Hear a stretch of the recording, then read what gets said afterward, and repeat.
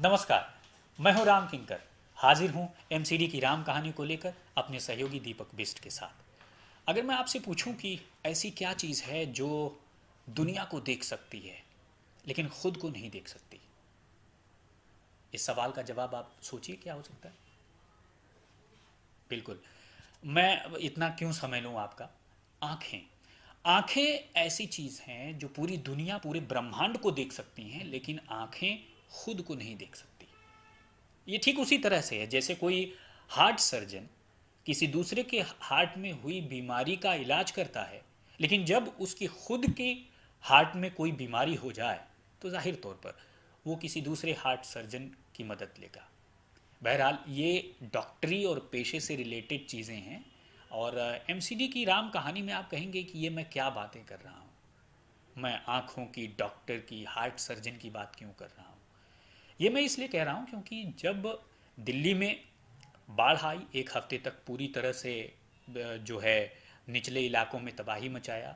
उसके बाद से ये आ रहा था कि जो बाढ़ की राहत और बचाव का काम जब होगा, तो अब मुझे लगता है एक हफ्ते से ज़्यादा का वक्त बीत चुका है। तब काफ़ी ज़्यादा डेंगू के, मलेरिया और चिकनगुनिया के मामले बढ़ते हुए सामने आ रहे हैं।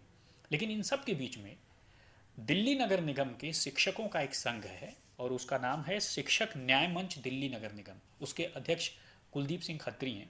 उन्होंने साफ तौर पर एक लेटर लिखा है और लेटर लिखकर साफ तौर पर ये जताया है कि जो तकरीबन 12 जोन हैं, 12 जोन में एमसीडी के अलग अलग स्कूलों में वो खुद एक अध्यापक हैं और वहाँ पर कंजंक्टिवाइटिस हो गया है अधिकतर बच्चों को।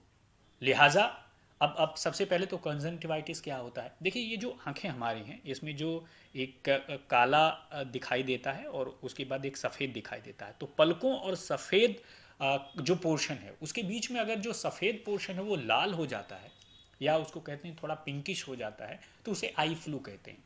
ये वो लेयर है जो कि पलक को ढक कर रखती है। जब वो लेयर रेडनेस हो जाती है या उसमें पिंकिश कुछ हो जाता है तो उसे हम आई फ्लू कहते हैं और डॉक्टरी भाषा में उसे कंजंक्टिवाइटिस कहते हैं।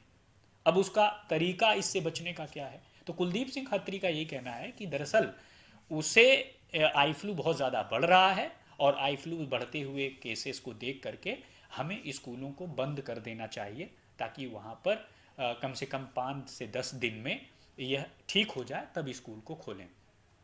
तो सवाल यही है कि अब उनके इस पत्र पर क्या जवाब मिलता है, ये थोड़ा इंतज़ार करना होगा।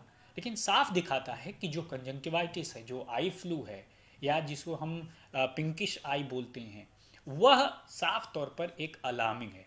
यानी अभी तो हम जल जनित बीमारियों की बात कर रहे थे, डेंगू, मलेरिया, चिकनगुनिया, और अब आप देख रहे हैं कि कंजंक्टिवाइटिस भी आ रहा है। और अमूमन ऐसा होता है कि जब भी मानसून आता है तो मानसून सीजन में इस तरह की चीज़ें होती हैं।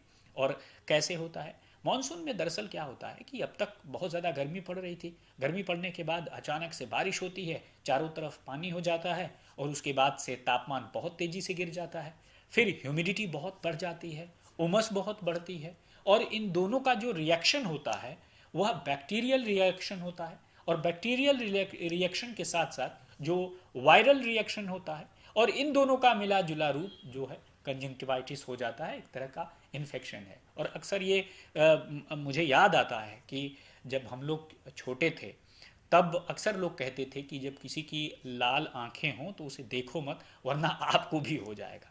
बहरहाल इसकी मैं साइंटिफिक पुष्टि नहीं करता हूँ, लेकिन ये एक सच्चाई है जो कि हमारे समाज में अभी भी कायम है। और दूसरी सबसे ख़ास बात कि बहुत पहले आपको याद होगा कि 2020-21 में जो कोरोना काल था उसमें हम लोग एक काम ऐसे करते थे, ज़रा देखिए मैं क्या कर रहा हूँ, ऐसे करते, फिर ऐसे करते, फिर ऐसे करते। वो वीडियो आपको याद होगा कि तकरीबन 30 सेकंड तक हम ऐसे ही करते रहते थे। क्या करते रहते थे? साबुन से हाथ धुलते थे। वही तरीका हमें कंजंक्टिवाइटिस से भी जो है इसमें अपनाना है। यानी अगर हम चाहते हैं कंजंक्टिवाइटिस हमें ना हो, आंखें हमारी लाल ना हो, तो हमें साफ तौर पर उसी कोरोना काल की प्रैक्टिस का 30 सेकेंड अपने हाथ को धोने का हमें इस्तेमाल करना चाहिए। तो मुझे लगता है कि जब ये प्रैक्टिस हम कर रहे होंगे तो बहुत कुछ हमें इससे राहत मिलेगी।